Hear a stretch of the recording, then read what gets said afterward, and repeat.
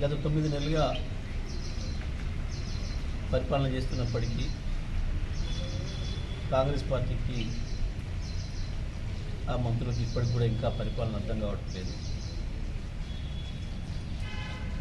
గతంలో మేము పూర్తి చేసి ఇంకా మాకంటే ముందు కాలం నుంచి కూడా పూర్తయిపోయి ఉన్న ప్రాజెక్టుల నీళ్ళనే ఇవ్వడం చేత కావట్లేదు.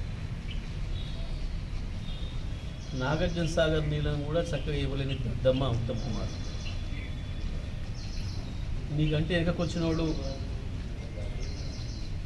ముఖ్యమంత్రి పదవి గుంజుకొని పోతుంటే కూడా ఏం చేయలేని దద్దమ్మ ఉత్తమ్ కుమార్. ఇవాళ తెలంగాణలో డెకాయిట్ల పరిపాలన నడుస్తాము. కేసీఆర్ గురించి మాట్లాడడం కాదు, ఇవాళ ప్రజల్ని ఎవరిని అడిగినా, హైదరాబాద్లో బిల్డర్లను అడిగినా, లేదా ఫైనాన్స్ శాఖ దగ్గర బిల్లుల కొడుకు పోయిన వాళ్ళని అడిగినా,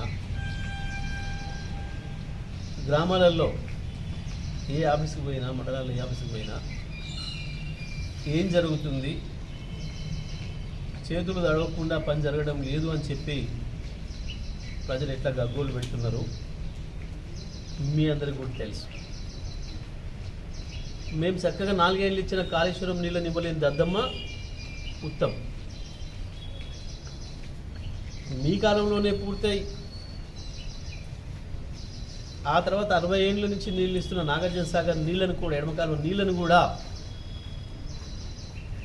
పూర్తి స్థాయిలో అందించలేక పొలాలను ఎండబెడుతున్న దద్దమ్మ కూడా ఉత్తమ్ కుమార్. మాట్లాడేటప్పుడు నోరు అదుపులో పెట్టుకొని మాట్లాడాలి. 3 లక్షల కోట్లు అంటాడు, 1,80,000 అంటాడు, 1,40,000 అంటాడు, 180 అంటాడు. ఇదంతా మీ డెకాయిట్లు లెక్కలేవు.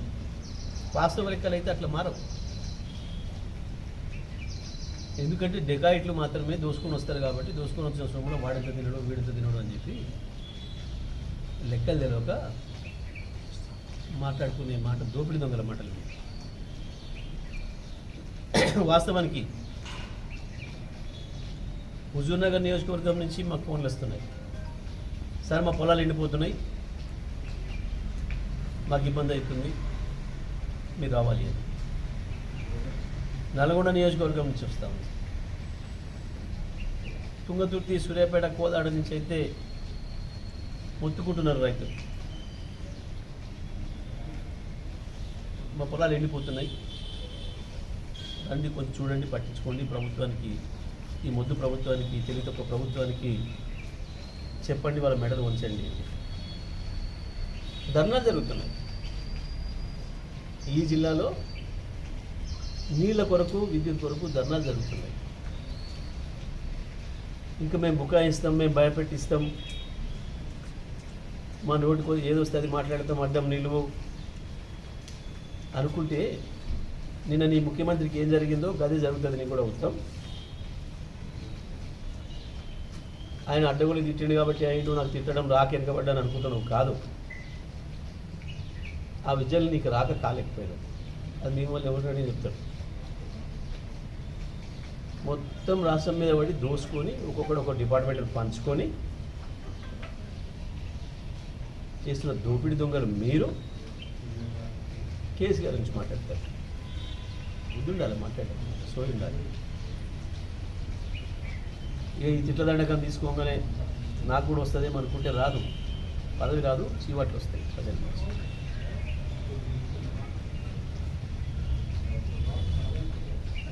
దమ్ముందా మాట్లాడతావా? వాస్తవంగా నేను ఇవాళ నాగార్జున సాగర్ ఎడమకాలం కట్టడానికి రావాలనుకున్నా. అక్కడి నుంచి నాకు మాట్లాడుతున్న రైతుల దగ్గరికి వెళ్ళాలనుకున్నా, కానీ రాత్రి నుంచి వర్షం ఉండటం వల్ల ఆగిపోయినా. లేకపోతే ఇవాళకే అనేక మంది రైతులు మీ పాలకీడు ఒకసారి నేర్జర్లవో, ఒకసారి జానపాడవో, ఒకసారి నల్లగొండ కనగలుగుకోండి, లేదా తిరుమగిరి మండలం రా, ఆరోపల్లి, నూతనకల్, మధ్యరాల, ఆత్మకూరు, చివెంల, పెన్పాడ్, మోతే, ఏ మండలంకైనా వెళ్దాం. రైతులు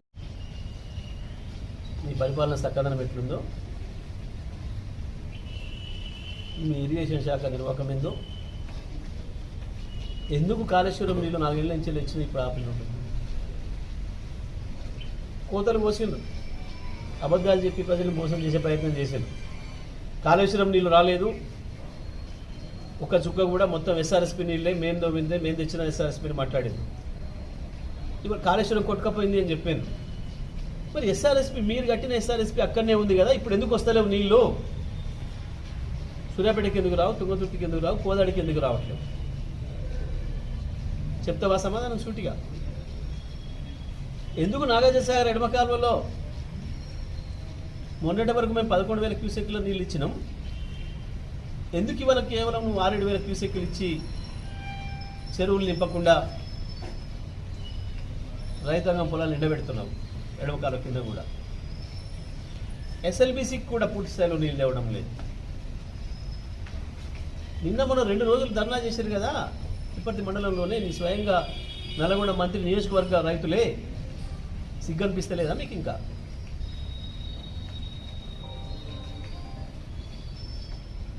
మీరు చెప్పిన అబద్ధాలు మాత్రమే వింటారు, మా బుకాయింపులతోనే నడిపిస్తాం రాజ్యం అనుకుంటున్నారు, కానీ సాధ్యం కాదు. ప్రజలు వెంటబడతారు, రైతులు వెంటబడతారు, తరుగుతారు. మీరు ఇదే పద్ధతుల్లో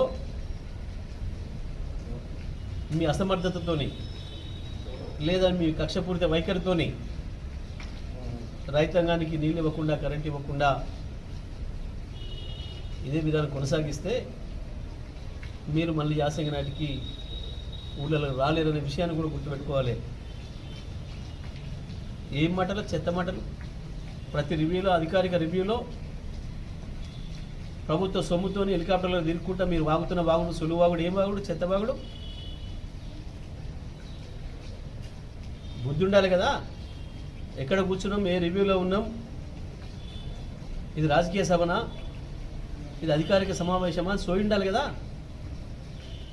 ఏం చెప్పినావు? కేసీఆర్ మీద ఏడుపు తప్ప కొత్తగా ప్రారంభం చేయిస్తారట, కొత్తగా దేవాదులు నవ్వుకుంటారు ప్రజలు. దేవాదుల నీళ్ళను ఎప్పటి నుంచో వాడుతున్నారు కదా ప్రజలు. సిగ్గు అనిపిస్తలేదా? మేము ఇచ్చిన ఉద్యోగాలకి మేము ఇస్తున్నామని చెప్పుకోవడం, పూర్తయిన ప్రాజెక్టులను మళ్ళీ ప్రారంభం చేస్తామని చెప్పడం. ఏ పరిపాలన ఇది? ఏం పరిపాలన? సో ఇల్లు మాట్లాడుతున్నదా, లేక మాట్లాడుతున్నదా? ఇప్పటికైనా ఉత్తమ్ గారు ఆ శాఖ మీకు చేయొస్తే చేయండి, లేదంటే కూర్చొని ఆలోచన చేసుకోండి. కానీ నీకు అర్థం కాక, నీకు చెయ్యరాక ఇంకా కేసీఆర్ మీద ఏడుస్తా, కేసీఆర్ని తెప్పించుకుని తిట్టి బయటపడతా అని అనుకుంటున్న రైతుల నుంచి సాధ్యం కాదు. మొదలైంది అప్పుడే, రైతుల్లో చర్చ మొదలైంది, ఇక తిరుగుబాటే ఉంది. మీరు ఏదే రకంగా కాళేశ్వరం తీసుకొని ప్రారంభం చేయకుండా మేము ఆపుతాం, మేము మేడిగడ్డ కన్నెపల్లి పంప్ హౌజులు ప్రారంభం చేయకుండా మేము ఆపుతామని మీరు అనుకుంటే తప్పకుండా రైతాంగం చేతుల్లో మీరు తనులు తినే పరిస్థితి వస్తుంది. జాగ్రత్త. ఈ మాటలు నాకు మాట్లాడాలని లేదు వాస్తవానికి, కానీ నిన్న మీరు అధికారిక రివ్యూలో మీరు మంత్రుల నుండి, 3 మంత్రుల నుండి ఎమ్మెల్యేలను పెట్టుకొని అధికారులు పక్కన ఉండగా మీరు మాట్లాడిన మాట, మీరు మాట్లాడిన మాట అచ్చం ఇవాళ మీ ప్రభుత్వానికి, మీ మంత్రులకు సరిపోతుంది. డెకాయిట్ అనే పదం ఏదైతే వాడినావో ఇవాళ మీ మంత్రుల గురించి, అందరి గురించి ప్రజలు అదే మాట్లాడుకుంటున్నారు. హైదరాబాద్లో ప్రజలను అడిగినా చెప్తారు,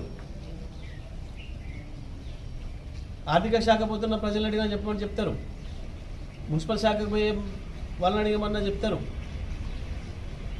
లేదా రెవెన్యూ శాఖకు సంబంధించి గ్రామాలలో జరుగుతున్న విషయాలపైన అడిగినా చెప్తారు. ఉద్యోగులు మీరు పెట్టుకొని ఇంకో గురించి మాట్లాడడం మానుకోవాలి. సరే, మాకేమో ఊరికే ఇట్లాంటి పదాలు ఉపయోగించడం ఇష్టం ఉండదు కాబట్టి మేము మాట్లాడినప్పుడు కూడా మాకు అలవాటు రాలే. కేసీఆర్ గారు మాకు అటువంటి మాట్లాడమని చెప్పలే, మాట్లాడలే, అది రాలే. కానీ ఎవరిని డెకాయిట్ అనాలి? పట్టపగలు పట్టుబడ్డ దొంగలను అన్నా, రెడ్ హ్యాండ్గా పట్టుబడ్డ దొంగలను అన్నా,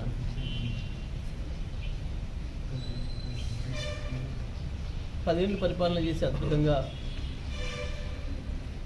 ప్రజలకు ప్రత్యేకించి రైతాంగానికి నీళ్ళు ఇచ్చి విద్యుత్ ఇచ్చి వ్యవసాయం బాగు చేసిన ప్రభుత్వాన్ని ఎవడు పట్టపగలు దొరికిన దొంగ ఎవడు? డెకాయిట్ ఎవడు? ముఖ్యమంత్రిని అనడం చేతగాక ఉత్తమ్ ఇటు మాట్లాడుతున్నట్టు. వాస్తవానికి ఆ మాటలన్నీ ముఖ్యమంత్రిని ఉద్దేశించి మాట్లాడేమని అనుకుంటున్నాను నేను. వాస్తవానికి కేసీఆర్ గారి కార్యక్రమం గురించి, కేసీఆర్ గారు ప్రజలకు రావాలనే విషయం గురించి వాస్తవమే ప్రజల నుంచి విజ్ఞప్తులు వస్తూ ఉన్నాయి. నాకే గత వారం రోజులుగా 100 ఫోన్లు వస్తున్నాయి.